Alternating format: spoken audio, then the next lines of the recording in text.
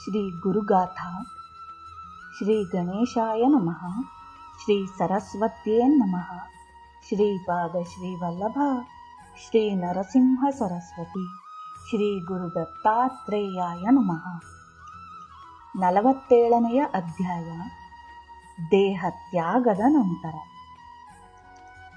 ನಂದೀಶ ಗಣೇಶರು ನಿಧಾನವಾಗಿ ಹೆಜ್ಜೆ ಹಾಕುತ್ತಾ ಗಾಡಿ ಎಳೆಯುತ್ತಿದ್ದರು. ಅವರ ಕೊರಳ ಗಂಟೆ ಗೆಜ್ಜೆ ಶಬ್ದವು ಅಷ್ಟೇ ನಿಧಾನವಾಗಿ ಅನುರಣಿಸುತ್ತಿತ್ತು.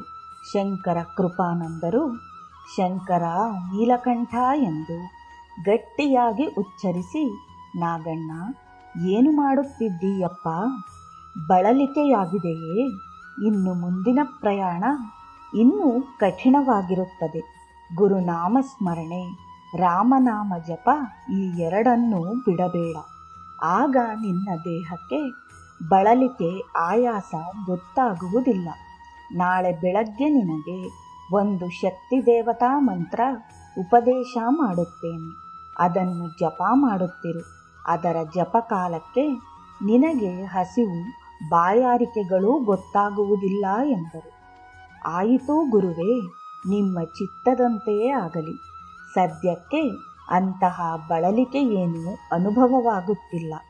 ನೀವು ಹೇಳಿದ ಕೆಲವು ಪ್ರಸಂಗಗಳನ್ನು ಮತ್ತೆ ನೆನಪಿಸಿಕೊಳ್ಳುತ್ತಾ ಮೌನವಾಗಿದ್ದೇ ಎಂದನು. ಅದು ಸರಿ. ಅದೇ ಅನುಸಂಧಾನ. ಸುಮ್ಮನೆ ಮನಸ್ಸು ಹರಿಯಬಿಡುವುದಕ್ಕಿಂತ ಇದು ಒಳ್ಳೆಯದು. ಶ್ರೀ ಗುರುವರ್ಯರ ಮಹಾಸಮಾಧಿಯ ಪ್ರಸಂಗವನ್ನು ಸ್ಮರಿಸಿದ ನಂತರ ಬುದ್ಧಿ, ಮನಸ್ಸು ಎಂಬ ಜೋಡಿ ಎತ್ತುಗಳು ಭಾವದ ಗಾಡಿಯನ್ನು ಎಳೆಯದೆ ದಿಗ್ಮೂಢನಾಗಿ ನಿಂತುಬಿಟ್ಟಿವೆ. ಈಗ ಭಾವಕ್ಕೆ ಆತ್ಮದಿಂದ ಚೈತನ್ಯ ತುಂಬಿ ಅದರಿಂದ ಬುದ್ಧಿ, ಮನಸ್ಸುಗಳಿಗೆ ಶಕ್ತಿ ನೀಡೋಣ. ಮಹಾತ್ಮರದು ಅಪಾರ್ಥಿವ ಶರೀರ, ಚಿನ್ಮಯ ಶರೀರ. ಅವಧೂತರಿಗೆ, ಮಹಾತ್ಮರಿಗೆ, ಮಹಾಪುರುಷರಿಗೆ ಹುಟ್ಟು ಸಾವುಗಳೇ ಇಲ್ಲ. ಬೇಕೆಂದಾಗ ಅವರು ತೋರಿಕೊಳ್ಳುತ್ತಾರೆ, ಬೇಕೆಂದಾಗ ಅವರು ಅದೃಶ್ಯರಾಗುತ್ತಾರೆ. ಭಕ್ತಾನುಕಂಪದಿಂದ ಶರೀರರಹಿತರಾಗಿಯೂ ಭಕ್ತರೊಂದಿಗೆ ಇರುತ್ತಾರೆ.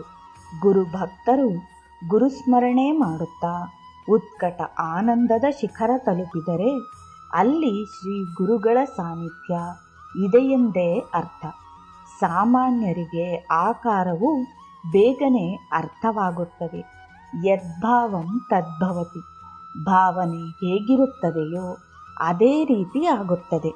ಮಹಾಮಹಿಮರಾದ ಹೆಳವನಕಟ್ಟೆ ಗಿರಿಯಮ್ಮನವರು ಭಾವ ಸಂಪನ್ನತೆಯಿಂದ ದೇವತೆಗಳ ಪ್ರತ್ಯಕ್ಷ ದರ್ಶನ ಮಾಡುತ್ತಿದ್ದರು. ಮುದ್ದು ರಂಗಯ್ಯನು ಅವರ ಸೊಂಟದಲ್ಲಿ ಕುಳಿತು ಅವರೊಂದಿಗೆ ಓಡಾಡುತ್ತಿದ್ದನು. ಇದು ಎಲ್ಲರಿಗೂ ಗೋಚರವಾಗುತ್ತಿರಲಿಲ್ಲ. ಮಹಾತ್ಮರೊಬ್ಬರು ಇದನ್ನು ಗುರುತಿಸಿದರು. ನಮ್ಮ ಭಾವಚಿಲುಮೆ ಎಷ್ಟು ಎತ್ತರಕ್ಕೆ ಪುಟಿಯುತ್ತದೋ ಅದಕ್ಕೆ ಅನುಗುಣವಾಗಿ ನಮ್ಮ ಇಷ್ಟಗುರುಗಳ ದರ್ಶನ, ಒಡನಾಟ ಆಗುತ್ತಿರುತ್ತದೆ. ಒಬ್ಬನೇ ಕೃಷ್ಣನು ಹಲವಾರು ಗೋಪಿಕಾ ಸ್ತ್ರೀಯರ ಮನೆಗಳಲ್ಲಿ ಇರಲು ಸಾಧ್ಯವಾಗುತ್ತಿದ್ದುದು ಭಾವಪೂರ್ಣತೆಯಿಂದಲೇ. ಭಗವಂತನು ಭಾವದಲ್ಲಿದ್ದಾನೆ. ನಿರ್ಭಾವದಲ್ಲಿ ಅವನಿಗೆ ಎಡೆಯಿಲ್ಲ. ಭಾವನೆಗೆ ಶ್ರೀ ಗುರುನಾಥರು ಮಹತ್ವ ನೀಡುತ್ತಿದ್ದುದು ಸರಿಯಷ್ಟೆ. ಆದ್ದರಿಂದಲೇ ದೇಹತ್ಯಾಗದ ನಂತರವೂ ಅವರ ಮಹಿಮಾ ಪ್ರಸಂಗಗಳು ಮುಂದುವರೆದಿವೆ. ಅವುಗಳಲ್ಲಿ ಕೆಲವನ್ನು ನಿನಗೆ ಹೇಳುತ್ತೇನೆ. ಪೂರ್ಣ ಗಮನ ಕೊಟ್ಟು ಕೇಳು. ಆಗ ಮಾತ್ರ ನೀನು ಮುಂದೆ ಇವುಗಳನ್ನು ಮತ್ತೊಬ್ಬರಿಗೆ ಹೇಳಲು ಸಾಧ್ಯವಾಗುತ್ತದೆ. ಮಕ್ಕಳು ಮನೆಯ ಸಂಸ್ಕೃತಿಯನ್ನು ತಮ್ಮಂತೆಯೇ ಪಾಲಿಸಬೇಕೆಂಬುದು ಹೆತ್ತವರ ಆಸೆ. ಮಕ್ಕಳು ಬೆಳೆದು ದೊಡ್ಡವರಾದ ಮೇಲೆ ಅವರ ಆಕಾಂಕ್ಷೆ, ಅಭಿಲಾಷೆಗಳು ಬಾಹ್ಯ ಪ್ರಭಾವದಿಂದ ರೂಪುಗೊಳ್ಳುತ್ತವೆ ಎಂದು ಮೇಲ್ನೋಟಕ್ಕೆ ಅನ್ನಿಸಿದರೂ ಅದರ ಹಿಂದೆ ಜನ್ಮಾಂತರದ ಉತ್ಕಟಾಕಾಂಕ್ಷೆ ಇರುತ್ತದೆ. ಒಂದು ಸಾಂಪ್ರದಾಯಸ್ಥ ಕುಟುಂಬದ ತಾಯಿಗೆ ಮಗಳ ಆಧುನಿಕತೆಯ ವ್ಯಾಮೋಹ ಒಂದು ಕಗ್ಗಂಟಾಯಿತು. ಆ ವೇಳೆಗೆ ಶ್ರೀ ಗುರುಗಳ ದೇಹ ತ್ಯಾಗವಾಗಿ ಸುಮಾರು 2 ತಿಂಗಳು ಕಳೆದಿತ್ತು.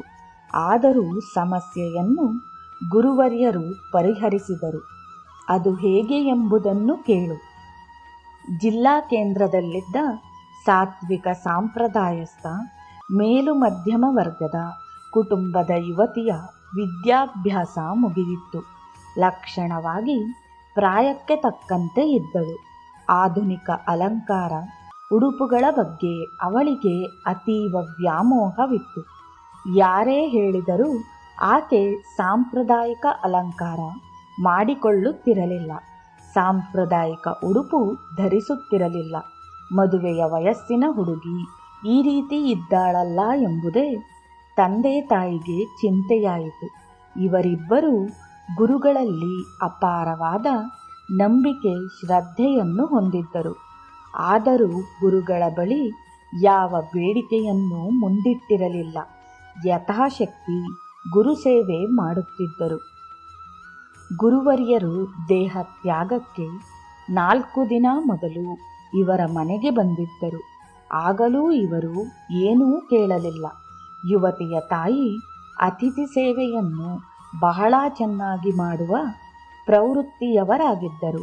ಮಗಳಲ್ಲಿ ಪರಿವರ್ತನೆ ತರುವುದು ಹೇಗೆ ಎಂದು ಅವರು ಆಲೋಚಿಸತೊಡಗಿದರು. ಗುರುಸ್ಮರಣೆ ಮಾಡುತ್ತಾ ಕಣ್ಣೀರಿಟ್ಟರು. ಗುರುವರ್ಯರು ದೇಹತ್ಯಾಗ ಮಾಡಿ 1-2 ತಿಂಗಳು ಕಳೆದು ಹೋಗಿತ್ತು. ಅದೊಂದು ದಿನ ಆ ಯುವತಿಯ ತಾಯಿ ಶ್ರೀ ಗುರುನಾಥರ ವೇದಿಕೆಗೆ ಬಂದು ಬಹಳ ಹೊತ್ತು ಮೌನವಾಗಿ ಕುಳಿತರು. ಮನದಾಳದಿಂದ ಪ್ರಾರ್ಥಿಸಿ ವಾಪಸಾದರು. ಅನುಕೂಲಸ್ಥ ಕುಟುಂಬದೊಂದಿಗೆ ವಿವಾಹದ ಮಾತುಕತೆ ನಡೆಯಿತು. ಮರುದಿನ ವರನನ್ನು ನೋಡಲು ಹೋಗಬೇಕು ಎಂದು ಕನ್ಯೆಗೆ ತಿಳಿಸಿದರು. ಮರುದಿನ ಆ ಕನ್ಯೆ ಸಾಂಪ್ರದಾಯಿಕ ಉಡುಗೆಯೊಂದಿಗೆ ಸಿದ್ಧಳಾದಳು. ಸೀರೆ ರವಿಕೆಯುಟ್ಟಳು. ಕೈತುಂಬ ಬಳೆ ತೊಟ್ಟಳು. ಹಣೆಗೆ ಕುಂಕುಮ ಇಟ್ಟುಕೊಂಡಳು. ಸಾಕ್ಷಾತ್ ಶ್ರೀ ಲಕ್ಷ್ಮೀದೇವಿಯಂತೆ ಶೋಭಿಸುತ್ತಿದ್ದಳು. 1-2 ವರ್ಷಗಳ ಬುದ್ಧಿವಾದದಿಂದ ಸಾಧ್ಯವಾಗದ್ದು ಒಂದೇ ದಿನದಲ್ಲಿ ಸಾಧ್ಯವಾಗಿತ್ತು. ಎಲ್ಲವೂ ಶ್ರೀ ಗುರುನಾಥರ ಮಹಿಮೆ. ಅವರು ಇಂದಿಗೂ ನಮ್ಮೊಡನಿದ್ದು ನಮ್ಮ ಪ್ರಾರ್ಥನೆಯನ್ನು ಈಡೇರಿಸುತ್ತಿದ್ದಾರೆ ಎಂಬುದಕ್ಕೆ ಈ ಪ್ರಸಂಗವೇ ಸಾಕ್ಷಿ. ಇದಾಯಿತಲ್ಲ, ಈಗ ಇನ್ನೊಂದು ಪ್ರಸಂಗ. ಇವರೊಬ್ಬರು ಲೇಖಕರು. ಆಗಾಗ ಶ್ರೀ ಗುರುಗಳ ದರ್ಶನಕ್ಕೆ ಬರುತ್ತಿದ್ದರು. ಇವರ ಲೇಖನವೊಂದಕ್ಕೆ ಶ್ರೀ ಗುರುವರ್ಯರೇ ವಿಷಯ ಸೂಚಿಸಿದರು. ಈ ಕುತೂಹಲದ ಪ್ರಸಂಗವನ್ನು ಆಲಿಸು. ಗೋಂದಾವಲೆಯ ಶ್ರೀ ಬ್ರಹ್ಮಚೈತನ್ಯ ಮಹಾರಾಜರು ಅಪಾರವಾದ ಭಕ್ತವಾತ್ಸಲ್ಯ ಉಳ್ಳವರಾಗಿದ್ದರು. ಶ್ರೀರಾಮನಾಮದ ಶಕ್ತಿಯನ್ನು ಭಕ್ತರಿಗೆ ಮನಗಾಣಿಸಿದರು. ತಾವು ದೇಹ ಬಿಟ್ಟ ಮೇಲೂ ಜಗದಾಕಾರದಲ್ಲಿ ತಾವಿರುವುದನ್ನು ಸದ್ಭಕ್ತರಿಗೆ ಚೆನ್ನಾಗಿ ಮನವರಿಕೆ ಮಾಡಿಕೊಟ್ಟರು. ನಮ್ಮ ಶ್ರೀ ಗುರುನಾಥರು ಇತ್ತೀಚಿನ ದಿನಗಳಲ್ಲೂ ಇದೇ ರೀತಿ ತಮ್ಮ ಭಕ್ತರಿಗೆ ಮನವರಿಕೆ ಮಾಡಿಕೊಡುತ್ತಿದ್ದಾರೆ. ಇಂತಹ ಒಂದು ಅನುಭವ ಓರ್ವ ಲೇಖಕನಿಗೂ ಆಯಿತು. ಅದು ಬ್ರಾಹ್ಮಿ ಮುಹೂರ್ತದ ಸಮಯ. ನಿದ್ರೆಯೂ ಅಲ್ಲದ ಎಚ್ಚರವೂ ಅಲ್ಲದ ಒಂದು ಸ್ಥಿತಿ ಲೇಖಕನಿಗೆ. ಲೇಖಕನು ಶ್ರೀ ಗುರುನಾಥರ ಪಕ್ಕ ಕುಳಿತಿದ್ದಾನೆ. ಆಗ ಅವರೆಂದರು, ನೀವು ಬೇರೆ ಬೇರೆ ವಿಷಯಗಳ ಬಗೆಗೆ ಬರೆಯುತ್ತಿದ್ದೀರಿ ಸರಿ, ಆದರೆ ಈ ವಿಷಯದ ಬಗೆಗೆ ಯಾಕೆ ಬರೆದಿಲ್ಲ? ಲೇಖಕರು ಯಾವ ವಿಷಯದ ಬಗೆಗೆ ಗುರುಗಳೇ ಎಂದರು. ಶ್ರೀ ಗುರುನಾಥರು ಇಂದಿನ ದಿನಗಳಲ್ಲಿ ಹೆಣ್ಣು ಮಕ್ಕಳು ಓದಬೇಕಾಗಿರುವುದೇನು ಎಂಬ ಬಗ್ಗೆ. ಲೇಖಕರು, ನನಗೆ ಈ ವಿಷಯ ಹೊಳೆದಿರಲಿಲ್ಲ, ಈ ಬಗ್ಗೆ ಆಲೋಚಿಸಿರಲಿಲ್ಲ. ನಿಮ್ಮ ಅಪ್ಪಣೆ ಎಂದು ಭಾವಿಸಿ ಬರೆಯುತ್ತೇನೆ ಗುರುಗಳೇ. ಈ ವಿಷಯವನ್ನು ಮರೆಯಬಾರದೆಂದು ಗುರುಗಳು ಅನುಗ್ರಹಿಸಿದ ಶೀರ್ಷಿಕೆಯನ್ನು 8-10 ಬಾರಿ ಪುನರಾವರ್ತಿಸಿ ಬಾಯಿಪಾಠ ಮಾಡಿಕೊಂಡರು. ಅದರಂತೆ ಅದೇ ಶೀರ್ಷಿಕೆಯ ಒಂದು ಲೇಖನ ಸಿದ್ಧಗೊಂಡು ಪ್ರಕಟವಾಯಿತು. ಶ್ರೀ ಮಹಾಭಾಗವತರು ಶ್ರೀ ಬ್ರಹ್ಮಚೈತನ್ಯ ಮಹಾರಾಜರಿಗೆ ನಿನ್ನ ಪದರಿಗೆ ಬಂದು ಬಿದ್ದೆ, ಇನ್ನು ಮೇಲೆ ನಾನು ಗೆದ್ದೆ ಎನ್ನುತ್ತಾರೆ. ಒಮ್ಮೆ ಶ್ರೀ ಗುರುಗಳಿಗೆ ಪೂರ್ಣವಾಗಿ ಶರಣಾಗತರಾಗಿ ಗುರುಸ್ಮರಣೆಯನ್ನು ಬಿಡದೆ ಮಾಡುತ್ತಿದ್ದರೆ ಕರ್ತೃತ್ವ ಭಾವವನ್ನು ಬಿಟ್ಟು ಎಲ್ಲವೂ ಅವರಿಚ್ಛೆಯಂತೆ ಅವರಿಂದಲೇ ನಡೆಯುತ್ತಿದೆ ಎಂದು ದೃಢ ನಂಬಿಕೆ ತಳೆದರೆ ನಾವು ಸದಾ ಸನ್ಮಾರ್ಗದಲ್ಲಿಯೇ ಇರುತ್ತೇವೆ. ಗುರುವರ್ಯರು ಎಲ್ಲ ಪರಿಸ್ಥಿತಿಗಳನ್ನು ಹಿತಕರವಾಗಿ ಮಾರ್ಪಡಿಸಿಕೊಡುತ್ತಾರೆ. ಗುರುಗಳ ಆರಾಧನೆಯ ಪ್ರಸಾದ ಬೇಕೆಂದು ಒಬ್ಬ ಭಕ್ತ ಹಂಬಲಿಸಿ ಪ್ರಯತ್ನಿಸಿದ, ಸಿಗಲಿಲ್ಲ. ನಿರಾಸೆಯಿಂದ ನೊಂದುಕೊಂಡ. ಆದರೂ ಮರುದಿನ ಪ್ರಸಾದ ಸಿಕ್ಕಿತು. ಅದು ಹೇಗೆ ಎಂದು ಕೇಳುವವನಾಗು. ಗುರುಗಳು ದೇಹತ್ಯಾಗ ಮಾಡಿ ಕೆಲ ದಿನಗಳಷ್ಟೇ ಗತಿಸಿತ್ತು. ಒಂದೆಡೆ ಖಾಸಗಿ ಸ್ವರೂಪದಲ್ಲಿ ಆರಾಧನೆ ನಡೆಯುತ್ತಿತ್ತು. ಅಲ್ಲಿಗೆ ದೂರದ ಜಿಲ್ಲಾ ಕೇಂದ್ರದಿಂದ ಭಕ್ತರೋರ್ವರು ಬಂದಿದ್ದರು. ಅವರು ಶ್ರೀ ಗುರುಗಳ ಭೌತಿಕ ವಿಯೋಗದಿಂದ ಬಹಳ ದುಃಖಿತರಾಗಿದ್ದರು. ಅವರಿಗೆ ಆ ದಿನದ ಆಚರಣೆಯ ಪ್ರಸಾದ ಬೇಕೆನಿಸಿತು. ಅದಕ್ಕಾಗಿ ಬಹಳ ಪ್ರಯತ್ನ ಮಾಡಿದರೂ ಸಿಗಲಿಲ್ಲ. ನನಗೆ ಪ್ರಾಪ್ತಿ ಇಲ್ಲ ಎಂದುಕೊಂಡು ತೀವ್ರ ನಿರಾಸೆಯಿಂದ ಸ್ವಸ್ಥಳಕ್ಕೆ ವಾಪಸ್ಸಾದರು. ಆ ರಾತ್ರಿ ಮತ್ತೊಂದು ಜಿಲ್ಲಾ ಕೇಂದ್ರದಲ್ಲಿದ್ದ ಗುರು ಭಕ್ತರೋರ್ವರ ಸ್ವಪ್ನದಲ್ಲಿ ಶ್ರೀ ಗುರುಗಳು ದರ್ಶನ ನೀಡಿ, ನೋಡಯ್ಯ, ನಿನ್ನ ಸ್ನೇಹಿತ ಅವನು ಪ್ರಸಾದ ಸಿಗಲಿಲ್ಲ ಎಂದು ನೊಂದುಕೊಂಡಿದ್ದಾನೆ. ನೀನು ಹೇಗೋ ಪ್ರಸಾದ ತಂದಿದ್ದೀಯ, ಅದರಲ್ಲಿ ಒಂದು ಚೂರು ಪ್ರಸಾದವನ್ನು ಅವನನ್ನೂ ಕರೆದುಕೊಡು ಎಂದು ಹೇಳಿದರು. ಗುರುವಿನ ಆಜ್ಞೆಯನ್ನು ಶಿರಸಾವಹಿಸಿ ಪಾಲಿಸುವ ಭಕ್ತ ಆತ. ಮರುದಿನ ಬೆಳಿಗ್ಗೆಯೇ ಎದ್ದ ಕೂಡಲೇ ಮೊದಲು ದೂರದ ಜಿಲ್ಲಾ ಕೇಂದ್ರದಲ್ಲಿದ್ದ ತನ್ನ ಸ್ನೇಹಿತನಿಗೆ ಫೋನ್ ಮಾಡಿ, ನೀನು ಗುರುಗಳ ಪ್ರಸಾದ ಬೇಕೆಂದು ಕೇಳಿದ್ದೆಯಾ ಎಂದು ಪ್ರಶ್ನಿಸಿದ. ಅದಕ್ಕೆ ಆತ, ಹೌದು, ಆದರೆ ಸಿಗಲಿಲ್ಲ ಎಂದರು.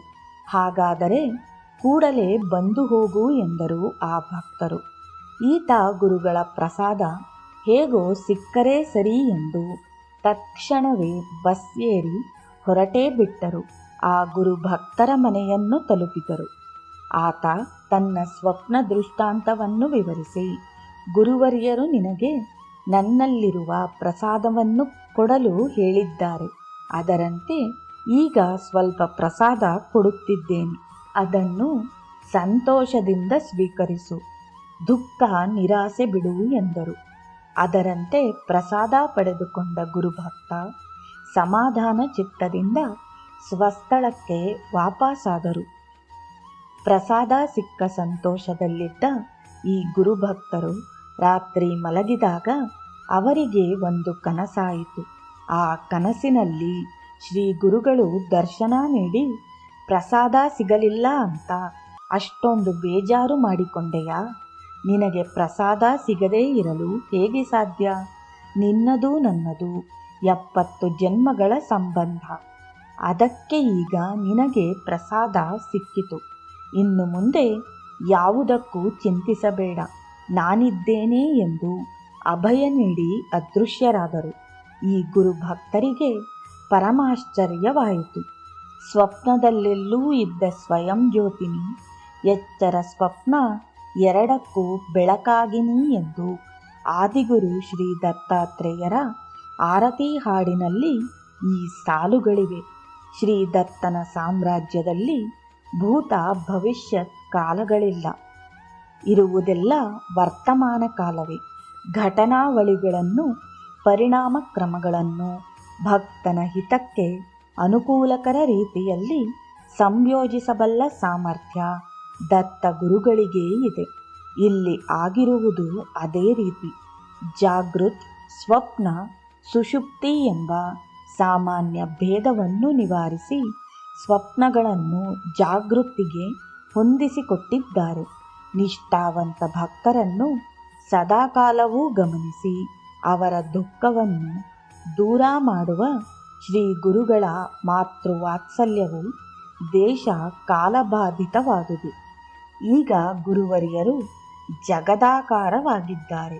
ಅವರ ದೈವೀ ತರಂಗ ಶಕ್ತಿ ಇನ್ನಷ್ಟು ಬಲಿಷ್ಠವಾಗಿದೆ. ಅವರ ಆಶಯವನ್ನು ನೆನಪಿನಲ್ಲಿಟ್ಟುಕೊಂಡು ಅದರಂತೆ ನಡೆದುಕೊಳ್ಳುವುದೇ ನಾವು ನೀಡಲು ಸಾಧ್ಯವಿರುವ ಉತ್ಕೃಷ್ಟ ಗುರುಕಾಣಿಕೆ. ಈಗ ಇನ್ನೊಂದು ಘಟನೆ. ಒಮ್ಮೆ ಶ್ರೀ ಗುರುನಾಥರು ಗೃಹಸ್ಥರೋರ್ವರಿಗೆ ಒಂದು ವಸ್ತ್ರ ಕೊಟ್ಟು, ಇದನ್ನು ಮುಂದಿನ ದಿನ ನಿಮ್ಮ ಮನೆಗೆ ಬರುವ ಯುವ ಭಕ್ತನಿಗೆ ಕೊಡಿ ಎಂದರು. ಇದು ಸುಲಭದ ಮಾತಾಗಿರಲಿಲ್ಲ. ಶ್ರೀ ಗುರುಗಳು ತಮ್ಮ ದೇಹತ್ಯಾಗದ ನಂತರದಲ್ಲಿ ಈ ಸತ್ಕಾರ್ಯ ಜರುಗುವಂತೆ ಮಾಡಿದರು. ಅದು ಹೇಗೆ ಎಂಬುದನ್ನು ಆಲಿಸಿ. ಗುರುತತ್ವದ ಹಿರಿಮೆಯನ್ನು ಎಷ್ಟು ಬಣ್ಣಿಸಿದರೂ ಕಡಿಮೆ. ಗುರುಭಕ್ತಿಯಲ್ಲಿ ಫಲವು ತ್ವರಿತ. ಗುರುವಿನ ಕೃಪೆಯಿಂದ ಉಂಟಾಗುವ ಅನುಭವಗಳು ನಮ್ಮನ್ನು ಗುರುವಿನ ಸಮೀಪಕ್ಕೆ ಮತ್ತೆ ಮತ್ತೆ ಕರೆದೊಯ್ಯುತ್ತವೆ. ಆ ಅನುಭವದ ಸವಿಯನ್ನು ಬಲ್ಲವರೇ ಬಲ್ಲರು. ಯುವ ಗುರು ಭಕ್ತರೋರ್ವರಿಗೆ ಅನುಪಮವಾದ ದತ್ತಭಕ್ತಿ. ಆದಿಗುರು ಶ್ರೀ ದತ್ತಾತ್ರೇಯರ ನಾಮಸ್ಮರಣೆ, ಮಹಿಮೆ ಸ್ಮರಣೆಯನ್ನು ಎಷ್ಟು ಬಾರಿ ಮಾಡಿದರೂ ಅವರಿಗೆ ತೃಪ್ತಿಯಿಲ್ಲ. ಶ್ರೀ ಗುರುಚರಿತ್ರೆ ಸಪ್ತಾಹ ಪಾರಾಯಣವನ್ನು ಇವರು ಲೆಕ್ಕವಿಲ್ಲದಷ್ಟು ಬಾರಿ ಮಾಡಿಯಾಗಿದೆ, ಮಾಡುತ್ತಲೂ ಇದ್ದಾರೆ. ಇವರಿಗೆ ಅವಧೂತ ಗುರುಗಳ ಭಕ್ತರಾದ ಗೃಹಸ್ಥರೋರ್ವರ ಪರಿಚಯವಿತ್ತು. ಅವರ ಮನೆಗೆ ಆಗಾಗ ಹೋಗುತ್ತಲೂ ಇದ್ದರು. ಹೀಗೆ ಅದೊಂದು ದಿನ ಸಂಜೆ ಇವರು ಆ ಗೃಹಸ್ಥ ಗುರುಭಕ್ತರ ಮನೆಗೆ ಹೋದಾಗ ಅವರ ಪತ್ನಿ, ನಮ್ಮ ಯಜಮಾನರು ಫೋನ್ ಮಾಡಿದ್ದಾರೆ, ನೀವು ಸ್ವಲ್ಪ ಹೊತ್ತು ಇಲ್ಲೇ ಇರಬೇಕಂತೆ, ಅವರು ಕಚೇರಿಯಿಂದ ಬಂದು ಬಿಡ್ತಾರಂತೆ ಎಂದರು. ಏನೋ ಬಲವಾದ ಕಾರಣ ಇರಬೇಕೆಂದು ತರ್ಕಿಸಿದ ಇವರು ಲೋಕಾಭಿರಾಮವಾಗಿ ಮಾತನಾಡುತ್ತಾ ಕುಳಿತರು. ಆ ವೇಳೆಗೆ ಬಂದ ಆ ಗೃಹಸ್ಥರು ಈ ಯುವ ಗುರು ಭಕ್ತರಿಗೆ ನಮಸ್ಕರಿಸಿ ಕೈಕಾಲು ಮುಖ ತೊಳೆದುಕೊಂಡು ಬರಲು ಹೇಳಿದರು. ಇವರು ಅದರಂತೆ ಮಾಡಿದರು. ನಂತರ ಇವರಿಗೆ ಪಂಚೆ ಶಲ್ಯ ಕೊಟ್ಟು ಉಟ್ಟುಕೊಳ್ಳಲು ಹೇಳಿ ದೇವರ ಮನೆಯ ಒಳಗೆ ಬಂದು ಮಣೆಯ ಮೇಲೆ ಕೂರಬೇಕೆಂದು ಹೇಳಿದರು. ಅದರಂತೆ ಇವರು ಕುಳಿತರು. ಇದೇಕೆ ಹೀಗೆಲ್ಲ ಮಾಡುತ್ತಿದ್ದೀರಿ ಎಂದು ಕೇಳಿದರು.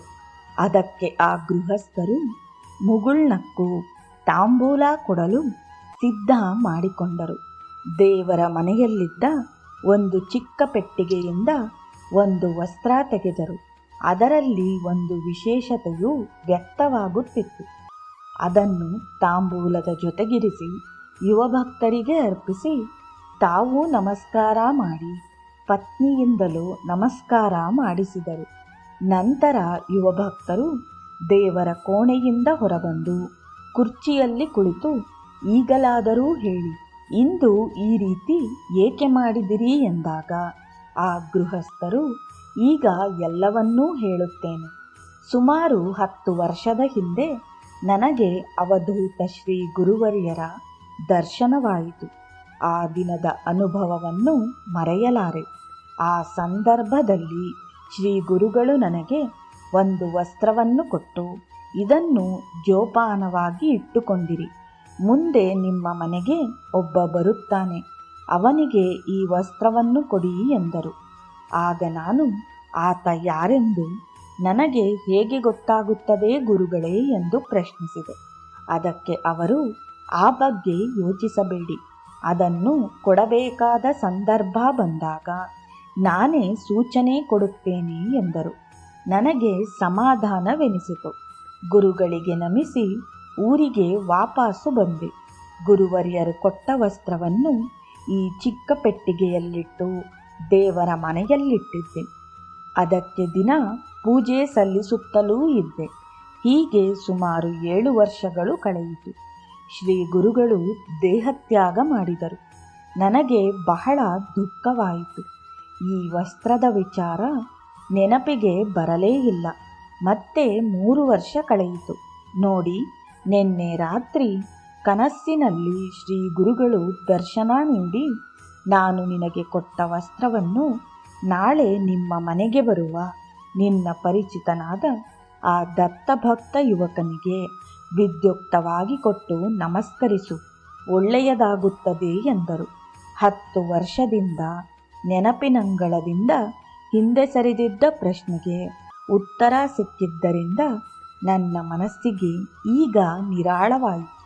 ಅಷ್ಟೇ ಅಲ್ಲ, ಗುರುವರಿಯರು ಈಗಲೂ ನಮ್ಮೊಂದಿಗೇ ಇದ್ದಾರೆ, ಎಲ್ಲವನ್ನೂ ಗಮನಿಸುತ್ತಿದ್ದಾರೆ ಎಂಬುದು ಖಚಿತವಾಯಿತು.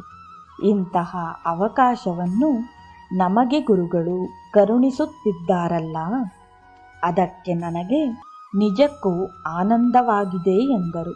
ಯುವ ದತ್ತಭಕ್ತನಿಗೂ ಆದ ಆನಂದ ಅಷ್ಟಿಷ್ಟಲ್ಲ, ಏಕೆಂದರೆ ಅವನು ಅವಧೂತ ಗುರುಗಳ ದರ್ಶನ ಮಾಡಲು ಅವಕಾಶವಾಗಿರಲೇ ಇಲ್ಲ. ಆದರೂ ಗುರುಗಳ ಕೃಪಾದೃಷ್ಟಿ ನನ್ನ ಮೇಲಿದೆ ಎಂದು ತಿಳಿದು ಅವನು ಧನ್ಯತಾಭಾವ ತಾಳಿದನು. ಯಾರು ಯಾರಿಗೆ ಈ ರೀತಿ ಶ್ರೀ ಗುರುಗಳ ವಾತ್ಸಲ್ಯ ಸಿಂಚನವಾಗಿದೆಯೋ ಅವರು ಯಾವುದಕ್ಕೂ ಯೋಚಿಸಬೇಕಿಲ್ಲ.